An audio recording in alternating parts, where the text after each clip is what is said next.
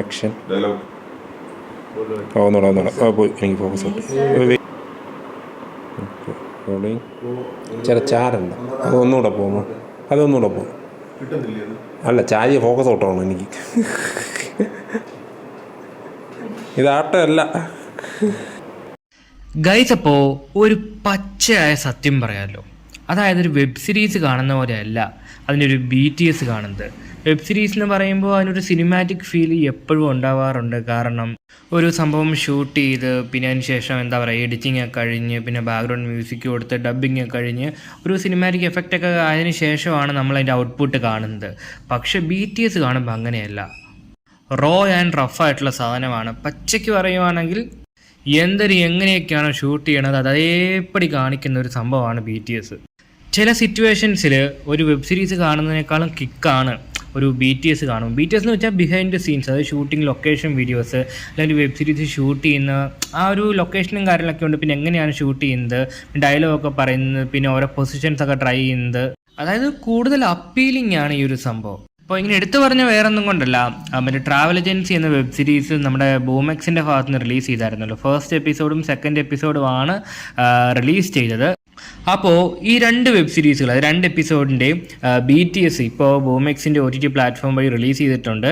അപ്പോൾ നമുക്ക് ഏതായാലും ആ ഒരു BTSൻ്റെ വിശേഷങ്ങളിലേക്ക് കിടക്കാം. നമുക്ക് ഫോർമൽ ആ ഒരു റിവ്യൂയിലേക്ക് കടക്കുകയാണെങ്കിൽ ആദ്യം തന്നെ ഒരു BTSൻ്റെ ഡ്യൂറേഷനെ പറ്റി നോക്കാം. ഏകദേശം 28 മിനിറ്റും 25 സെക്കൻഡുമാണ് ഒരു BTSൻ്റെ ഡ്യൂറേഷൻ വരുന്നത്. അതായത് ഇതൊരു പാതിയായിട്ട് നമുക്ക് സ്പ്ലിറ്റ് ചെയ്യാൻ വേണ്ടി സാധിക്കും. സ്പ്ലിറ്റ് ചെയ്യുവാണെങ്കിൽ പാതി സമയം ഫസ്റ്റ് എപ്പിസോഡിൻ്റെയും ബാക്കി പാതി സെക്കൻഡ് എപ്പിസോഡിൻ്റെയാണ് വരുന്നത്. അതായത് ഒരു കാര്യം പറയുവാണെങ്കിൽ, ഒരു ട്രാവൽ ഏജൻസി എന്ന വെബ് സീരീസിൻ്റെ ഫസ്റ്റ് എപ്പിസോഡും സെക്കൻഡ് എപ്പിസോഡും നിങ്ങൾക്ക് ഇഷ്ടപ്പെട്ടതാണെങ്കിൽ റിവ്യൂ ഇത് ഇവിടം കൊണ്ട് നിർത്തിയിട്ട് നേരെ BTS കാണാൻ പൊക്കോളാനേ ഞാൻ പറയത്തുള്ളൂ. കാരണം അമ്മാരൊരു ഐറ്റമാണ് പിടച്ചു വിട്ടിരിക്കുന്നത്.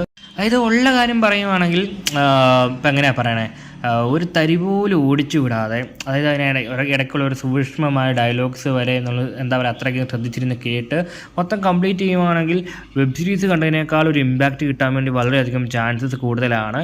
ഏകദേശം 28 മിനിറ്റ് 25 സെക്കൻഡും ആണല്ലോ ഇതിൻ്റെ ഡ്യൂറേഷൻ വരുന്നത്. അപ്പോൾ അത്രയും സമയം എന്താ പറയുക ഒരു തരി പോലും ഓടിച്ചു വിടാതെ മാക്സിമം അതിൻ്റെ ഒരു പൊട്ടൻഷ്യൽ എൻജോയ് ചെയ്യാൻ വേണ്ടി സാധിച്ചു കഴിഞ്ഞാൽ it can give you more impact. Okay, അപ്പോൾ BTS ഒരു കമ്പാരിസൺ നടത്തുവാണെങ്കിൽ, അതായത് ഫസ്റ്റ് എപ്പിസോഡിൻ്റെ BTS ആണ് ഒന്നുകൂടി പൊളിച്ചത്. സെക്കൻഡ് എപ്പിസോഡിന് മോശമാണെന്നല്ല, എങ്കിലും ഫസ്റ്റ് എപ്പിസോഡിലാണ് നല്ലൊരു ഹോട്ട് അപ്പീലിങ് കാര്യങ്ങളൊക്കെ വരുന്നത്. അല്ലെങ്കിൽ എന്താ പറയുക, നായകനും നായകനും തമ്മിലൊരു കെമിസ്ട്രിയും കാര്യങ്ങളൊക്കെ ഇല്ല, അതൊക്കെ ഒന്നുകൂടി കിഡ്രിലായിട്ട് വർക്കൗട്ട് ആയിരിക്കുന്നത് ഫസ്റ്റ് എപ്പിസോഡിൻ്റെ BTS ആണ്.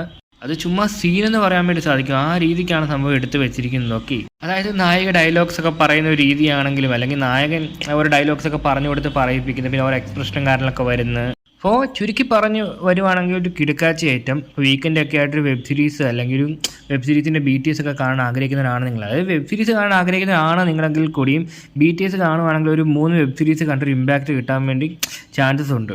1:3 റേഷ്യോ നമുക്കിതിനെ കൺസിഡർ ചെയ്യാൻ വേണ്ടി സാധിക്കും. അപ്പോൾ എങ്ങനെയാ, തകർക്കുമല്ലേ?